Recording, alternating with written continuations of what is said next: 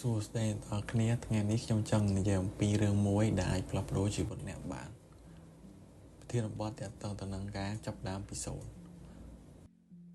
នៅក្នុងជីវិតមនុស្សជាច្រើនគិតថាត្រូវមានអ្វីមុនសិនទើបអាចចាប់ផ្ដើមបានតែជាក់ស្ដែងមិនចាំបាច់ទេអ្នកអាចចាប់ផ្ដើមពីកន្លែងដែលអ្នកស្ថិតនៅឥឡូវនេះអ្នកអាចមិនមានទុនច្រើនមិនមានអ្នកគ្រប់គ្រងប៉ុន្តែអ្នកមានអ្វីមួយសំខាន់បំផុតនោះគឺចិត្តដែលមិនចង់បោះបង់ដូចជារឿងមួយសុខាជាមនុស្សធម្មតាគាត់ធ្វើការពេញម៉ោងនៅក្នុងក្រុមហ៊ុនមួយ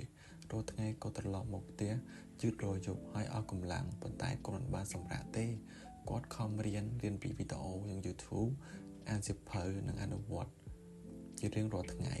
ហើយគាត់បាននិយាយថាខ្ញុំមិនអាចរស់នៅរងចាំឱកាសទេខ្ញុំត្រូវបង្កើតវាដោយខ្លួនឯងនៅថ្ងៃដំបូងគាត់មិនយល់អ្វីទាំងអស់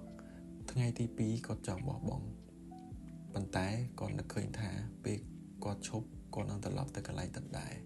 ដូច្នេះគាត់នៅតែបន្តរហូតមួយសប្តាហ៍បន្តិចម្ដងមួយខែមានការប្រែបន្តិចបន្តួចបន្ទាប់មកគាត់ចាប់ផ្ដើមមានជំនាញថ្មីមិត្តរួមការងារខ្លះនិយាយថាគាត់ខ្ជិលឈប់សម្រាកប៉ុន្តែគាត់ដឹងថាការខិតខំស្ងាត់ថ្ងៃនេះគឺជាកន្លងនៃការភាពជោគជ័យនៅថ្ងៃស្អែកជីវិតមិនត្រូវការចាប់ផ្ដើមល្អឥតខ្ចោះនោះទេវាត្រូវការចិត្តក្លាហាននិងការចាប់ផ្ដើមដូច្នេះបើសិនបានអ្នកកំពុងស្ទាក់ស្ទើរនៅទីណាមួយចូលចាប់ផ្ដើមឥឡូវនេះទោះជាអ្នកមិនទាន់ត្រៀមក៏ដោយព្រោះជោគជ័យមិនមែនមកពីអ្នកឆ្លាតជាងគេទេឬមានសំណាងជាងគេទេវាមកពីអ្នកដែលមិនឈប់ដើរទោះជាមិនឃើញផ្លូវច្បាស់ក៏ដោយចាប់ផ្ដើមពីសូន្យមិនមែនការអៀនទេ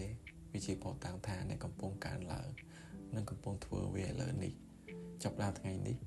ទោះជាជំហានតូចក៏ដោយ